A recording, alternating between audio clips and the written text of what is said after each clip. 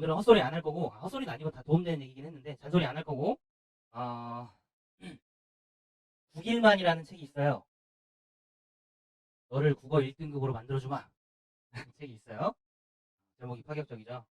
제목이 약간 선생님이 좀 저급한 느낌도 들고 해가지고 무시했는데 책을 보고 생각이 달라졌어요.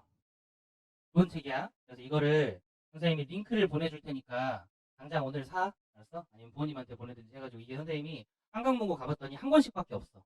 그리고 반품이 안 된대. 그래가지고 너네가 그냥 인터넷에서 조금 더 저렴하게 주문을 지금 빨리 하세요. 그래서 9일만 독서가 있습니다. 독서.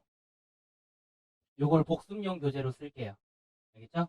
복습용 교재로 기출 최고난도 지문까지 커버하고 선생님이 수업할 만한 지문들이 거기 다 있더라고. 그래서 선생님이 수업을 하고 나면 그 다음에 너네가 이걸 복습으로 천천히 한 줄 한 줄 이해하면서 클리닉 때 독서 제대로 했는지 그거 확인하는 용도로 쓸 거예요. 알겠죠? 되게 두꺼워. 그래서 책 값도 조금 비쌉니다. 알겠어? 그래도 가치가 있으니까 그만큼 이거 사고, 난 독서가 너무 약하다 라고 하는 친구들은 플러스 노베이스용이 또 따로 또 있습니다. 플러스야 얘들아. 이것만 할 생각하지 말고 어차피 이게 다 안 뚫려도 최고난도 지문들이 완벽하게 안 뚫려도 그걸 뚫어내는 동안 실력이 좀 느니까 요거 같이 구매하도록 하세요. 선생님 구매 링크는 내가 최저가로 산 부분들이 있으니까 그냥 그거 올려줄 거니까 그거 이제 편하게 눌러가지고 합시다. 알겠죠? 요 클리닉 교재로 쓸 거예요. 점유소요 지문 이제 바로 들어갈게. 법률 지문에서 지금까지 기출문제 중에서 선생님이 가장 어려운 문제 지문 하나 뽑으라면 이거 뽑을 것 같아요. 제일 어려운 포인트가 한 두 가지 정도가 있는데, 첫 번째, 여기 다들 읽어봤니? 좀 늦게 온 친구들 있으니까 첫 문단만 빠르게 읽고 점유와 소유의 차이점이 뭘까에 대해서 어느 정도 정리하고 나서 이제 설명할 테니까 1분만 읽어보자. 시작. 앞에 보세요. 이제 얘들아, 너네가 이게 왜 어렵냐면 처음에 점유, 소유, 어떤 개념들을 서로 비교 대조할 때는 그 차이가 극명하단 말이야. 일반적으로 점유하고 소유가 일반적인 지문에서는 서로 극명하게 나뉜다고. 그러니까 구분하라고 할 때 선생님이 어떤 기준점을 두고 차이를 조금 더 신경 쓰자 이런 얘기를 해가지고 비교 대조를 한다고. 그러니까 그 구분의 함정에 걸린 거야. 내가 구분에만 신경을 쓰니까 구분되지 않는 부분들이 개념이 머릿속에서 혼재되는 겁니다. 그래서 그 부분을 초반부에서 풀어주려고 계속 설명을 하는데 너네는 그 힌트를 못 알아보니까 이게 어려운 거야. 알겠어? 맨 첫 문장부터 생각해야지. 물음표는 뭐다? 생각하라는 실어나. 너네한테 직접 물어보고 너네가 대답할 수 없잖아. 너네 마음속으로 대답하라고. 물건을 사용하고 있는 사람이 그 물건의 주인일까? 라고 하면 Y야, N이야, Yes니야, No니? 너네 일반적인 상식 말고 선생님 저번 시간에도 얘기했지. 상식에 반대되는 생각을 할 줄 알아야 된다고. 물건 사용하는 사람이 그 물건의 주인인 경우가 일반적으로 많을 거 아니야. 그치? 그럼 너네가 아닐 수도 있겠구나 라는 경우의 수를 생각하라고. 사용하고 있다고 해서 꼭 주인인 것은 아니겠구나. 이해돼? 그 생각을 첫 번째에서 하는 거야. 그 다음 볼게요. 점유란 하고 뭐라고 돼 있어? 바로 사용하고 있는 사람을 설명해 주지 않고 이 지문이 어려운 건 물건에 대한 사실상의 지배 상태를 의미한다라는 추상어로 돼 있어요. 한 번 더 풀어줘야 된다고. 사실상의 지배 상태가 뭐지? 요렇게. 그 다음에 소유로 갔을 때 이에 비해 소유란 어떤 물건을 사용, 수익, 처분할 수 있는 권리를 가진 상태라고 정의된다라고 정의를 줬을 때 그 정의에 조금 더 집착하란 말이야. 알았어? 여기에서는 어떤 부분에 신경을 써야 되니? 사용, 수익, 처분의 각각의 의미에 대해서 생각을 해줘야 돼. 알겠어? 서로 다르다고. 수익이 뭐야? 그것으로 이익을 받는다라는 뜻입니다. 어제니까 좀 낫네. 처분은 뭐야? 그거를 팔거나 주는 것을 처분이라고 얘기하지. 사용은 내가 지금 사용하는 거지. 즉 사실상의 지배 상태가 1번, 2번, 3번 중에 뭘 의미하는지를 생각해 봐야 된다고. 이해돼? 이게 조금 더 구체적인 단어잖아. 그죠? 그 다음에 따라서 갑자기 결론을 내려버렸어. 이렇게 함축적으로 사실상의 지배 상태가 뭔지 안 알려주고 따라서 이렇게 해놨기 때문에 이 문단 한 개만으로 점유하고 소유를 완벽하게 이해할 수가 없단 말이야. 그래서 계속 이게 이해가 될 때까지 여기에 구분을 명확하게 하려고 점유하고 소유의 차이를 정확하게 파악하려고 노력했어야 되는데 그 부분이 안 뚫리니까 그냥 읽다가 대충 정리하고 넘어가서 문제 푼다고. 그러니까 중간에 한 문제 틀리는 거야. 혹은 한 문제에서 시간 엄청 오래 쓰고. 그게 이제 이 지문의 첫 번째 함정인데 그걸 어떻게 들어야 되냐? 마지막 문장을 이렇게 해석해야 됩니다. 점유자와 소유자가 항상 일치하지는 않는다라는 말에 대한 해석이 뭐야? 점유자하고 소유자가 일치할 때도 있지만 일치하지 않을 때도 있다. 요 두 가지 케이스로 나눠서 생각해 봐야 된다는 거야. 알겠어? 그 중에서 뭐에 좀 더 신경 써야 되니?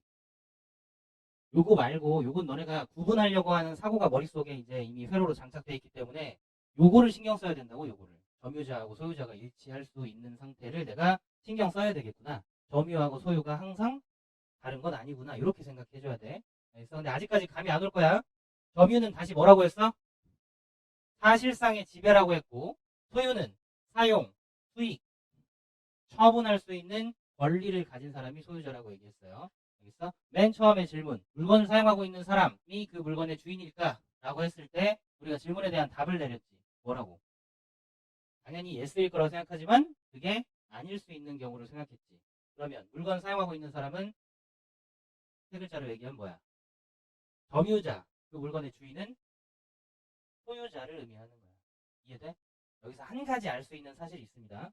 아, 사용은 사용은 사용은 점유자나 소유자나 둘 다 공통된 부분에 해당하는 거구나. 이렇게. 알겠어? 이렇게. 수익과 처분에 대해서 아직 나오지 않았으니까 다음을 봅시다. 물건을 빌려 쓰거나 체크하세요. 사용을 뭐라고 돼 있니? 쓰거나로 돼 있지. 앞에서 1문단에서 좀 더 구체화된 단어가 나왔을 때 그걸 받아서 이미지를 명확하게 해주는 작업들이 필요하다. 알겠어? 빌려서 쓰는 거야. 즉 빌려에 뭐가 들어있어? 이 사람 주인이야 아니야? 아니란 뜻이잖아. 빌려 쓴 거니까 점유자야. 그죠? 거기에서 뭐가 반복됐어? 사용이 반복됐죠? 사용이 반복됐어. 그 다음에 보관하고 있는 것을 포함하여 물건을 물리적으로 지배하는 상태를 직접 점유라고 한다. 자, 점유에서 얘들아 이제 또 갈라져. 좀 짜증나. 점유에서 이래서 헷갈리는 거야. 점유, 소유, 뜻 이게 아니라 점유에서 직접 점유하고 또 간접 점유. 여기에서 어려워집니다. 알겠어? 점유는 사용이라는 걸 우리가 아까 연이어서 이제 가지고 내려왔는데 앞에서는 뭐라고 했어? 사실상의 지배라고 해놓고 물리적인 지배만 사용과 보관이라고 하는 물리적인 지배만 직접 점유 이렇게 얘기했어요. 알겠어? 직접 점유. 그럼 여기에서 확실한 건 뭐야? 직접 점유자는 빌려서 쓰고 있을 때는 무엇은 아니다? 소유자는 아니다. 라는 거 알 수 있겠죠? 그 다음 이에 비해 어떤 물건을 빌려 쓰거나 보관하는 사람에게 그 물건의 반환을 청구할 수 있는 권리를 가진 사람도 뭘 한다? 사실상의 지배를 한다고 볼 수 있다. 즉 사실상의 지배는 무엇뿐만 아니라 사용뿐만 아니라 여기에서 잘 돼야 돼. 사실상의 지배를 하는 이 두 번째 빌려 쓰거나 보관하는 사람에게 그 물건의 반환을 청구할 수 있는 반환 청구권을 가진 사람은 두 가지 뭘 할 수 있어? 뭘 할 수 있어? 단어 두 개만 얘기해. 앞에서 나왔던 단어. 빌려 쓰거나 보관하는 사람이 아니라니까 얘는. 빌려 쓰거나 보관하는 사람한테 내놔 라고 할 수 있는 권리잖아. 이게 뭐야? 누구야? 소유자야 직접. 알았어? 이 소유자가 지금 뭐 하는 거니? 내놔라고 할 수 있는 권리를 가질 수 있다는 얘기는 수익, 처분할 수 있는 권리는 간접 점유자한테 있다는 얘기야. 알겠어? 이해돼? 앞에 나와 있는 첫 문단을 꼼꼼하게 읽었어야 사용, 수익, 처분할 수 있는 권리 저 세 개를 명확하게 구분한 다음에 걔네들을 각각 하나는 직접 점유, 나머지 두 개는 간접 점유. 이렇게 해주고 또 공통점으로 둘 다 사실상의 지배를 하는 거다. 이렇게 이제 지금 묶고 나누고 계속 지속적으로 머릿속에서 정리가 들어가야 된단 말이야. 안 그러면 못해요. 너무 어려운 지문이야. 초반에 이걸 안 하니까. 위에 있는 거 계속 불러오고 구분하고 연결하고 이런 짓들을 안 하니까 머릿속에서 생각이 구체화되지 않는 겁니다. 이해돼? 네? 이거 해줘야 돼. 그러니까 내가 이해를 하려면 아, 요거는 물리적 지배니까 그러니까 사용 보관. 근데 보관보다는 뭐해? 앞에 나왔던 단어 사용에 신경을 좀 쓰고 사용하고 있다고 해서 그 사람이 주인인 것은 아니라는 뜻을 얘기해 주는 거야, 여기서. 그럼 주인은 누구야? 내가 사용하진 않지만 빌려준 사람이 주인이잖아. 그죠? 이해돼? 내가 빌려서 쓰고 있다고 해서 저 사람 주인이라고 할 수 있어요? 할 수 없는 상황을 좀 더 가정을 해야 될 거 아니야. 그지? 요게 반환 청구권이 간접 점유자인데 얘가 소유자다. 여기에 소유자구나. 요걸 딱 해줘야 된다고. 이해됐죠? 그죠? 이와 같이 반환 청구권이라고 반환을 청구할 수 있는 권리를 그대로 다시 단어로 만들었어요. 이해돼? 그러니까 너네가 반환 청구권 이러면 반환 청구권이라는 글자 생각하지 말고 반환을 청구, 요구할 수 있는 권리다. 이렇게 생각하는 게 기본이야. 당연한 얘기를 왜 하고 있어? 라는 애들도 있겠지만 안 되는 친구들이 있어서 그래요. 자, 그 다음에 직접 점유와 간접 점유는 모두 점유에 해당한다. 아까 얘기했잖아요. 한 번 더 얘기해준 이유가 뭘까? 너네가 정리 안 될까봐 한 번 더 찔러준 거야. 알겠어? 둘 다 점유야. 근데 점유에 어떤 개념이 있어? 직접 점유하고 간접 점유로 나누어질 때, 즉 직접 점유자하고 간접 점유자가 나눠질 때, 이때는 점유자하고 소유자가 다른 경우고, 선생님이 아까 뭐라 그랬어? 요거 신경 쓰라 그랬잖아. 그치? 점유자하고 소유자가 같은 경우는 어떤 경우니? 점유자랑 소유자랑 같은 경우는 어떤 경우야? 구체적인 예시를 가지고 생각해봐. 너 그 펜 누구 거야? 네 거지? 누가 써? 그럼 점유자랑 소유자랑 같죠? 그럼 직접 점유자야, 네가 간접 점유자야?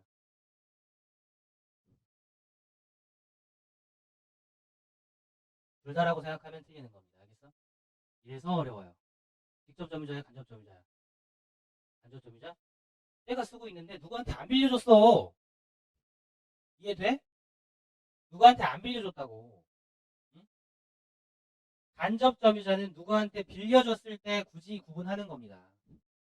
무슨 말인지 알겠어요? 응? 직접 점유하면서 소유자인 거야. 네? 이래서 어렵습니다. 이 지문이. 그 부분에 대해서 내가 생각을 명확하게 안 해보면 그래서 어렵다고. 그래서 사용, 수익, 처분 선생님이 그 첫 단어를 빡빡빡 구분해 나간 거야. 어렵죠? 네? 그게 이제 생각을 정리할 수 있게 6일만 복습 교재에 있으니까 다시 한번 읽어보거나 스스로 좀 더 고민해보거나 여기까지. 그 다음 다시 한번 요 얘기를 했어요. 네, 여기까지 해서 첫 번째 개념이 정리가 되어야 되는데 대부분 여기서 정리가 안 됩니다. 여기가 제일 어려웠던 파트. 첫 번째. 다시 정리할게요. 무슨 생각을 해줘야 되냐면 너네가 어려우니까 구체적인 사례를 통해서 좀 생각을 해줘야 돼. 개념이 사실 점유, 소유, 그 다음에 직접 점유, 간접 점유 4개밖에 안 나왔거든. 지금까지 너네가 어려움을 느꼈던 건 개념들이 여러 개가 막 쏟아졌을 때 그때 보통 어려움을 느꼈는데 단 4개밖에 안 나왔고 심지어 점유는 직접 점유와 간접 점유로 이렇게 이제 갈라지는 거 이렇게밖에 안 나왔는데 엄청 헷갈린단 말이야.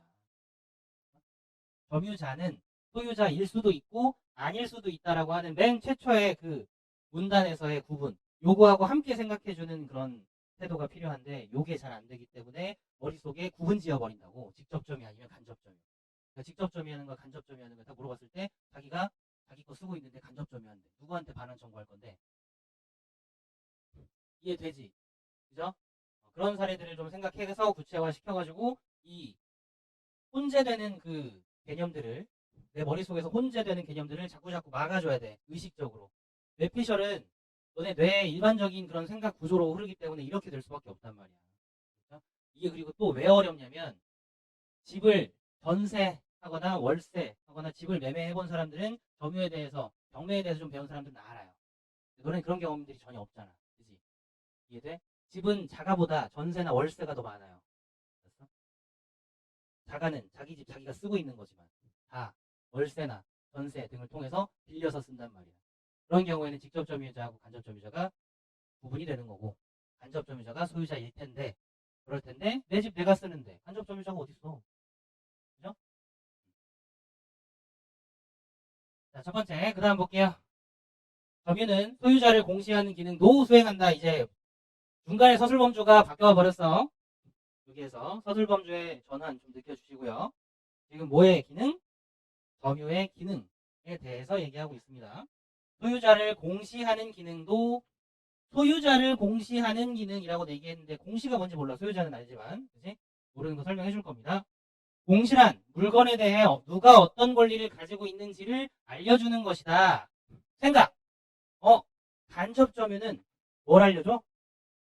그 물건에 대해서 누가 간접 점유자가 어떤 권리, 반환을 청구할 수 있는 권리, 혹은 수익하고 처분할 수 있는 다시 공시란 물건에 대해 누가 어떤 권리를 가지고 있는지를 알려주는 건데 점유가 어떤 물건에 대해서 누가 어떤 권리를 가지고 있는지 알려주는 거예요. 누가 어떤 직접 점유자가 무슨 권리? 사용하는 권리 가지고 있어요. 사용권. 알겠어? 그 다음에 직접 점유자랑 간접 점유자랑 구분될 때 얘기야. 간접 점유자는 어떤 권리? 수익하고 처분할 권리, 반환 청구할 수 있는 권리까지. 알았어? 이렇게 짚어줘야 돼. 그 다음 물건 중에서 피아노, 금반지, 가방 등과 같은 대부분의 동사는 점유에 의해서 소유권이 공시된다. 어떻게 읽는다? 점유에 의해서 누가 어떤 권리를 가지고 있는지 알려준다. 알겠죠? 이해돼? 네? 그러니까 점유가 만약에 직접 점유만 있다. 그러면 직접 점유자가 뭐 하는 거야? 소유하는 거야. 소유자 알려주죠? 직접 점유자가 소유자 될 수 있는 거고 간접 점유자가 따로 있다라고 하면 누가 소유자야? 간접 점유자가 소유자라고 알려주는 게 그게 점유의 기능이라고. 됐죠? 점유의 기능. 자, 그런데 여기에서 여기 필기 좀 해봅시다. 피아노, 금반지, 가방 등과 같은 이거 반드시 표시 좀 해줘야 돼요. 바로. 선생님 뭔가 중요하지 않은 것 같은 예시인데 이거 왜 표시하나요? 법률 지문에 대해서는 얘들아 국어잖아. 그치? 너네들이 법적으로 요 예시가 하나하나 개별적인 사례나 예시를 들어놓고 요 예시가 요 법률 개념에 해당하는지 해당하지 않는지에 대한 판단을 요구하지 않는다. 국어에서는 그건 반드시 요구하는 게 있다면 지문에 나온 예시만 활용한다. 그대로. 알겠어? 그대로. 그러니까 너네가 동산 정도의 단어는 알아야 되겠죠, 사실. 동산 뒤에 부동산이 나올 때 그때서야 알아도 괜찮아. 알겠어? 한자어 선생님 맨날 찾아보라는 게 있어요. 동사는 너네가 쓰는 단어는 아니지만 움직일 동자예요. 재산, 산자 이렇게 할 수 있어야 돼. 움직일 수 있는 재산. 부동산은 움직일 수 없는 재산. 토지, 건물 같은 거. 알겠어? 너네 나중에 부동산 많은 백수 되고 싶지 않냐? 네? 한 100억짜리 빌딩 하나만 있으면 놀고 먹고 관리만 해주면서 할 수 있는데, 그지? 왜 한숨 쉬어? 가능해. 너네 40대 전에 가능해. 나 돈 진짜 많이 벌어야지. 이렇게 생각해가지고 엄청 돈 벌어가지고 투자해가지고 하면 할 수 있어. 꼭 대학 가가지고 돈 버는 거 아니야. 선생님이 이제 그런 부분에 무지해가지고 부동산이나 투자나 이런 거에 무지해가지고 돈을 많이 날렸어요. 30대 때. 알았으면 나았을 텐데. 여기 봐봐. 잠깐 보여줄게요. 피아노, 가방, 금반지가 동산이라는 것을 여기에서 직접 알려주고 있고요. 동산이냐 부동산이냐를 너네가 판단하는 문제는 안 나온다고. 알았어? 선생님 전 재산을 다 걸고 안 나와요. 나오면 너네 내 전 재산 다 줄게. 녹화돼 있잖아. 네? 뭐라고 돼 있어? 여기 봐봐. 가방 보이니? 가방. 그다음 피아노 뭐예요? 피아노. 그다음 보기에 갑이 끼고 있었던 금반지 뭐야? 피아노, 가방, 금반지 세 개밖에 안 나와. 이해돼? 너네한테 자동차가 동산인지 부동산인지 구분하라고 안 한다고. 그래서 체크해 놓고 요거 동산이구나. 표시해 놓고 이게 동산이라는 것만 알면 되잖아. 그치? 그래서 표시하는 겁니다. 다른 이유가 있는 게 아니라. 자, 됐어요. 다시 핵심은 뭡니까? 첫 번째 고비. 점유자와 소유자가 항상 일치하는 것은 아니다라고 하는 말에 주목하고, 그 다음에 소유는 사용, 수익, 처분할 수 있는 그런 권리인데, 점유라는 건 원래 뭐다? 사실상의 지배를 의미하는데, 그 중에서 물리적인 지배를 할 때는 직접 점유라고 하고, 그렇지 않고 간접 점유에서 반환 청구를 할 수 있는 그런 경우에도 사실상의 그 물건에 대한 지배를 할 수 있다. 이렇게 얘기되는 거야, 둘 다. 알겠죠? 물리적인 지배도 사실상의 지배고, 반환을 청구할 수 있는 그런 권리도 사실상의 지배다. 이렇게 돼 있는 겁니다. 그 다음 점유의 기능, 소유권 공시 이렇게 딱 핵심어만 딱 남아있을 때 너네가 점유의 기능, 소유권 공시 그 두 가지만 남아있어도 그게 뭔지 명확하게 딸려오는 게 중요해. 딸려오는 상태로 만드는 게 중요하다고. 자꾸 그런 훈련들을 해서. 자, 그 다음 볼게요. 이제 다른 얘기입니다. 두 번째 고비. 이거 일단 남겨놓을게요. 두 번째 고비. 첫 번째 고비를 잘 넘었으면 두 번째 고비도 넘을 수 있는데 쉽다는 건 아니야. 첫 번째 고비를 못 넘었다. 그럼 두 번째 이제 맛이 갑니다. 어떻게 할 수가 없어. 보세요. 딴 생각하지 말고. 해봐. 집중 좀 해. 어려운 거 알아. 이해하기 싫고. 그래도 하려고 노력해야 늘지 않겠냐. 그치? 이 시간이라도. 물건의 소유권이 양도되려면 여기 하는 순간, 지금 소유권 양도에 대한 얘기구나. 그럼 양도란 단어 무조건 알아야 돼. 알았어? 너네가 법률 지문에서 헷갈리는 것 중에 하나가 주체 객체를 혼동하는 경우가 많습니다. 다 한자어라서 그래. 매도, 매수, 양도, 양수.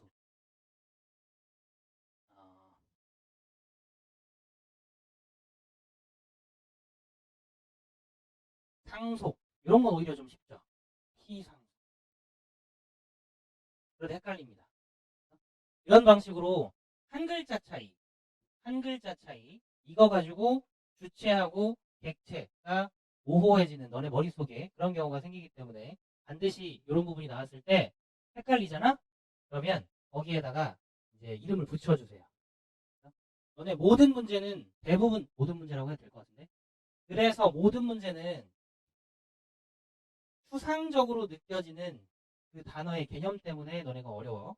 이걸 자꾸 구체화하는 작업을 해야 된다고. 선생님이 너네 주변에 예시를 들어라, 이름을 붙여라, 수치를 대입해라 다 똑같아요. 구체화하는 작업이야. 알겠어?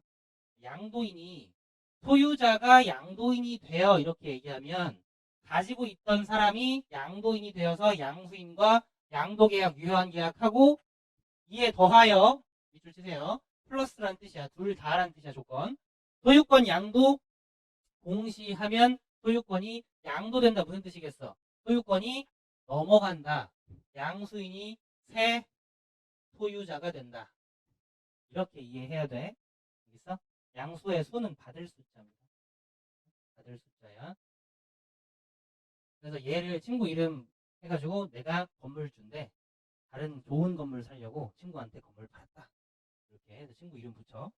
나를 일단 좋은 걸로 생각합니다. 항상. 알겠죠? 그렇게 하면은 좀 더 머릿속에 잘 들어간다. 됐죠? 이게 뭐 하는 짓이야? 소유권 양도할 때 조건이야. 두 가지.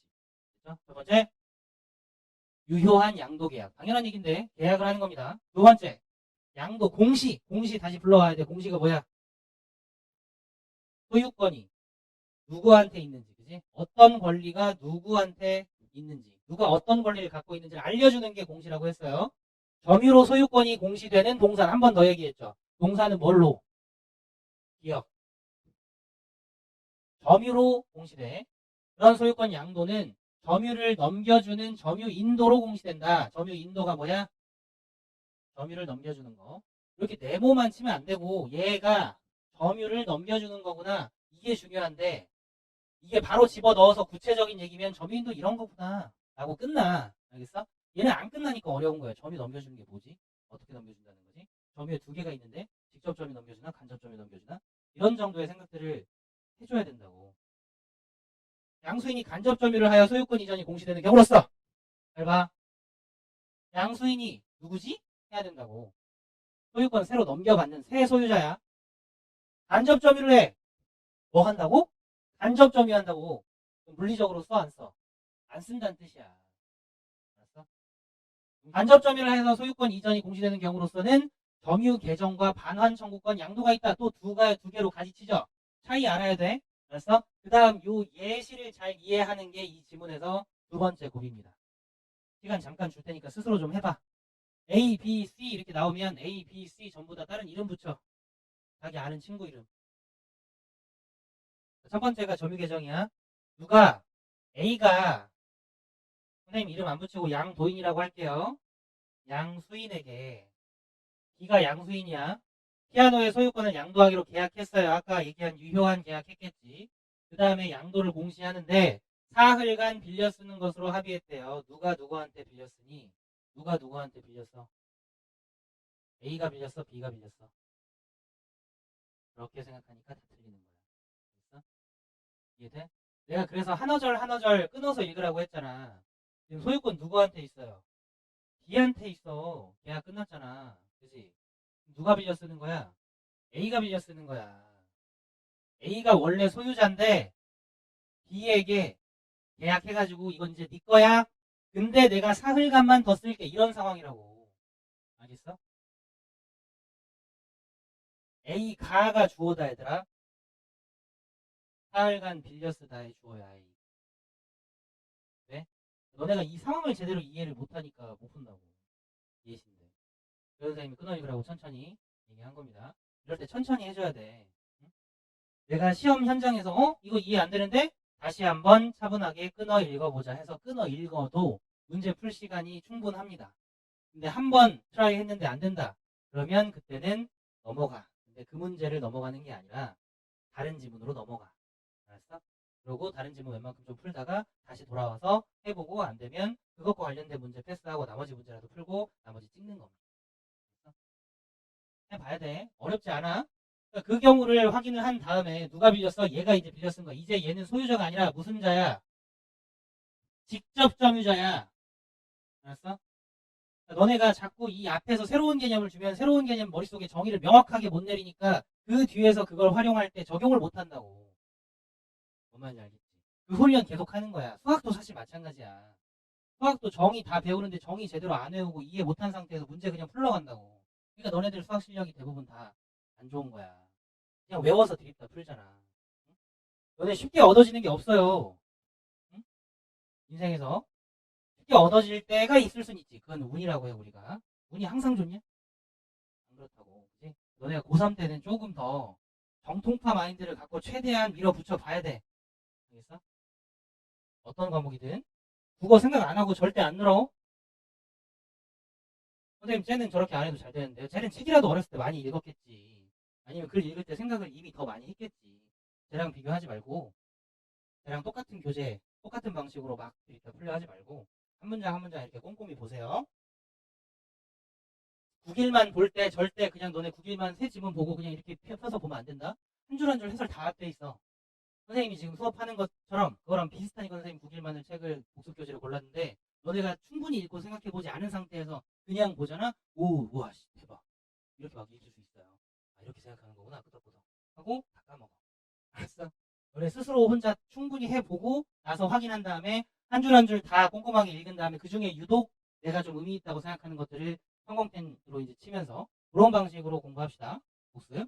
자, 그 다음 요 경우에는 B는 누구 양수인은 A에게 피아노를 사흘로 돌려달라고 반환 청구권이 누구한테 있어? B한테 있잖아. 얘가 누군데? 간접점유자라고. 이렇게 되면 명확하게 완벽하네 라고 하고 스스로 납득하고 넘어갈 수 있잖아. 그러면 이게 대충 이해했다는 얘기가 안 나온다고. 이해돼? 완벽한데? 이게 뭐야? 뭐 중에 하나니? 너무 소리치나 오늘? 뭐 중에 하나야? 얘들아, 선생님 이렇게 나쁜 사람 아니야. 양수인이 간접점유를 하여. 양수인 B. 양수인 간접점유. 왜? 되니? 이거야. 이게 이제 점유 계정입니다. 점유 계정. 나는 점유 계정이다라고 하면은 계정이 뭐지? 고쳐서 정하는 거잖아. 그지? 고쳐서 정하는 거니까 거기까지 생각한다고. 너네한테 시험장에서 거기까지 생각하라고 바라지도 않아요. 요 정도까지만 해. 요 정도까지. 점유를 어떻게 고치는 건데? A가 지금 뭐 하고 있었어 원래? 직접 점유하면서 소유하고 있었죠. 그치? 간접 점유자가 없었어. 근데 그것을 직접 점유자와 간접 점유자로 이렇게 다시 고치는 효과가 있는 겁니다. 이해돼? 이해되니? 거기까지는 아니더라도 다시 원래 소유자가 지가 쓰고 있어. 자기 거 지가 쓰고 있다가 다른 사람한테 팔고 나서 사흘간 빌려 쓰는 상황. 그걸 생각해줘야 돼. 이게 점유계정입니다. 그 다음 이 사람 양도인이 직접 점유를 유지하지만 돼 있잖아. 점유 인도가 일어났어요. 점유를 줬어. 준 점유는 무슨 점유야? 간접 점유. 때려 맞췄지. 잠깐 졸았는데 그 순간 졸았어 지금. 양수인에게 점유 인도가 이루어진 것으로 간주되는 경우를 점유 계정이라고 한다라고 다시 한번 정리해줬어요. 정리해주면 고마운 거야. 그 다음 한편 이제 뭐가 나오겠니? 점유 계정 말고 반환 청구권 양도가 나오겠지. 그지? 반환 청구권 양도 상황 보자. 누가? C가 자신이 소유한 가방을 C가 원 소유자죠. 누구한테? D에게 맡겨두어 이에 대한 반환 청구권을 가지게 되었는데 상황 처음부터 달라요.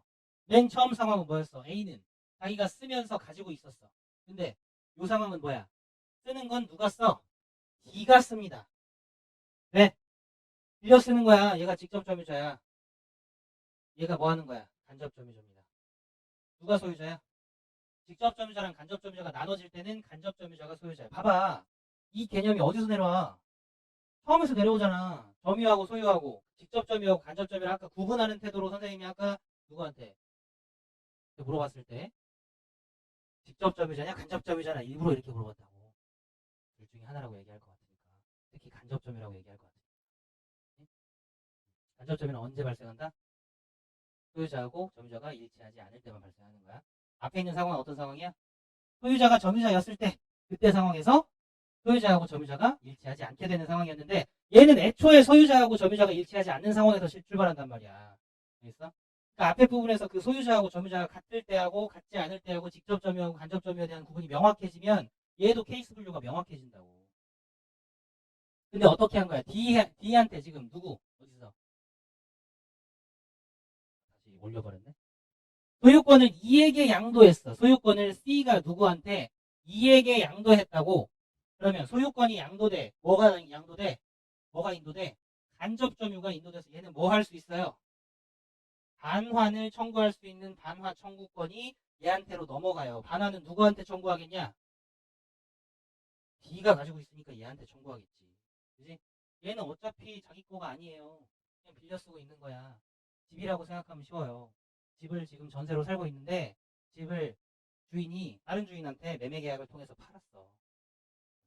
그럼 쉬운데 이게 너네한테 이제 쉬운 사례가 아니니까 그러니까 요 사례 자체로 이해해야 됩니다. 이때 C가 누구한테 알려주긴 알려줘야지. 전세 세입자한테 알려줘. 주인 바뀌었어요. 저 이 건물 얘한테 팔았어요. 이렇게 했어요. 이렇게 해가지고 통지해서 가방 주인이 바뀌었으니까 가방을 누구한테 나 말고 얘한테 반환하라고 알려주면 그러면 이게 이제 점유 인도죠. C로부터 D에게로 넘어간다. 이 경우를 반환 청구권 양도를 한다. 상황 이해됐니? 됐죠? 이 두 가지입니다. 두 가지의 차이점보다 출발점이 다르다. 출발점이 점유 계정은 소유자와 점유자가 일치할 때로 출발하는데 일치하는 경우에서 출발하는데 반환 청구권 양도는 일치하지 않을 때에서 출발한다. 양도인이 소유자가 아니더라도 양수인이 점유 인도를 받으면 소유권을 취득할 수 있을까? 물음표 뭐하라고? 생각하라고. 됐어? 생각해봐. 소유권 취득할 수 있을 것 같아? 없을 것 같아? 양도인이 소유자가 아니래. 자기 거 아니야. 자기 거 아닌데 양수인이 점유 인도를 받았으면 양수인한테 그 소유권이 넘어가냐고. 그럼 자기 거 아니니까 남의 거잖아. 남의 거를 갖다 판 거야, 이 새끼가. 알았어? 그럼 상식적으로 이게 넘어가는 게 맞아? 안 맞잖아. 상식적으로 넘어가는 게 안 맞으니까 맞다고 하는 거야. 맞다는 걸 예측을 하는 거야. 이해돼? 그런 경우를 상상하는 거라고.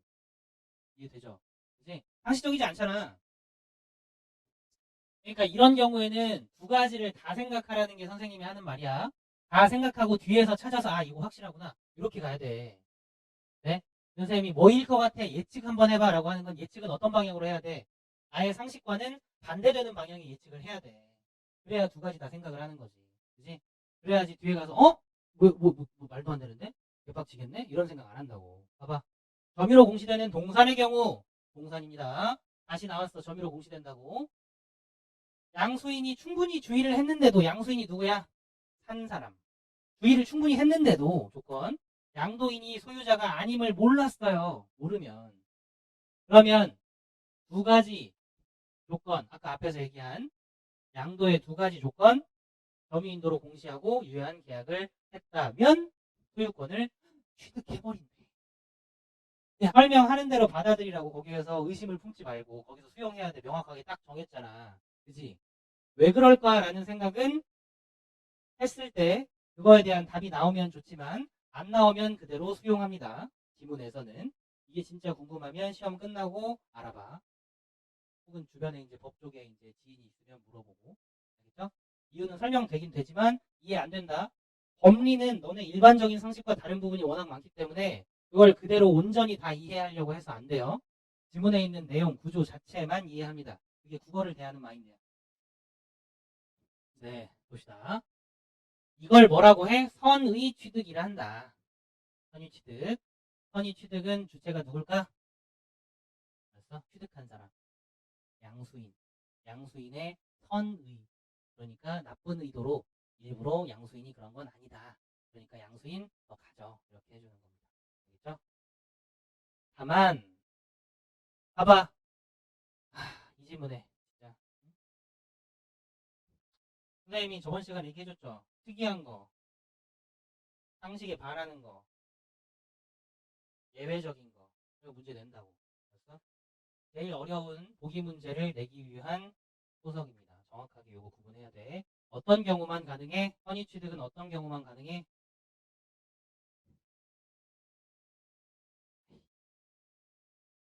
간접 점유에 의한 인도 방법이 뭐니? 몇 개 있어? 두 개잖아. 점유 계정 말고 또 뭐 있어? 반환 청구권 양도만 된다고. 알았어? 두 케이스 분류해야 된다고. 점유 계정 뭘로부터 출발해? 내가 내 거 쓰고 있을 때, 알았어?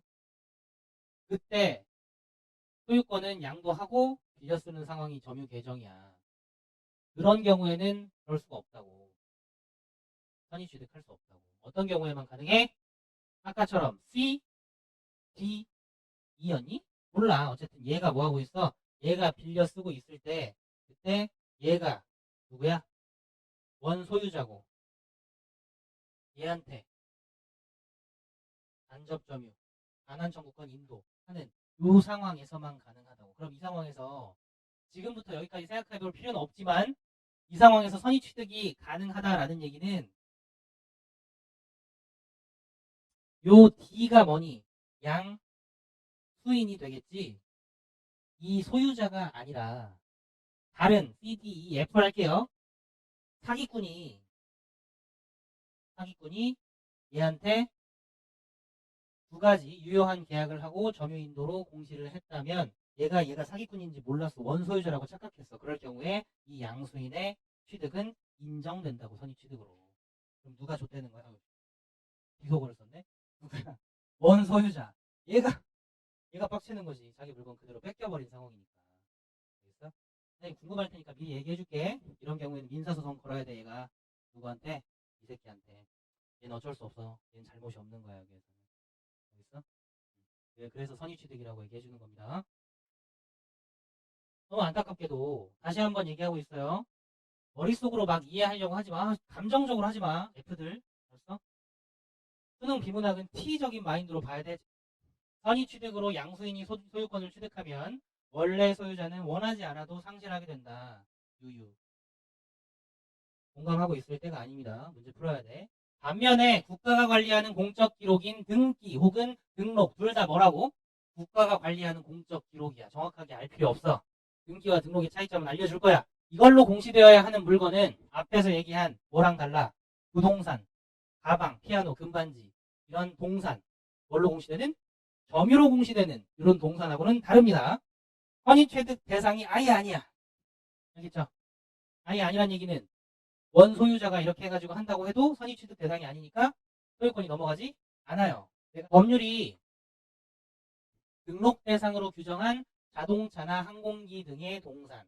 동산도 두 가지로 나눴죠. 그지? 점유로 공시되는 동산 세 가지. 그리고 등록 대상으로 규정한 두 가지. 이렇게. 이거 말고 안 나와. 다른 예시는 절대로. 그거도 안 나와. 등록으로 공시되는 물건이고 토지 건물과 같은 부동산은 아예 등기로 공시되는 물건입니다. 이러한 고가의 재산에 대해서 선의 취득을 허용하게 되면 원래 소유자 의사에 반하는 소유권 박탈이 일어나게 된다. 마찬가지야. 아까 앞에서도 그랬는데 얘는 너무 고가라는 뜻이야. 그래서 이게 마지막이 뭡니까?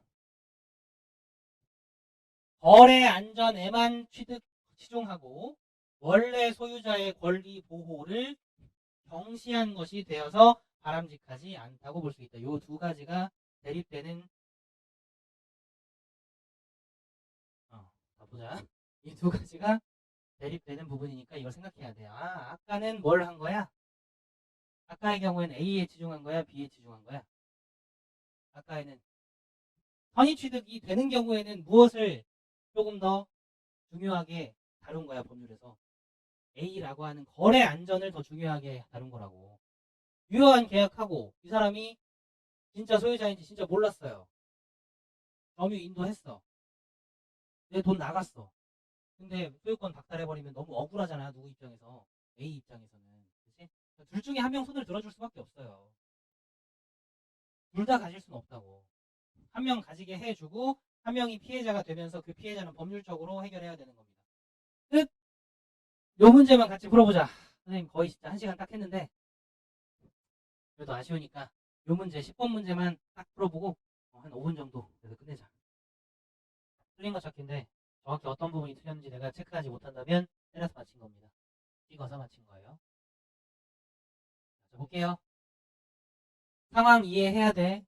시간 없어도 이 보기에 있는 상황 이해해야 돼. 이게 예시에서 지문에서도 상황 이해하는데 피곤했는데 여기에서 또 이해하려고 하니까 또 피곤합니다. 그래도 해야 돼. 답이 원소유자야. 누구한테?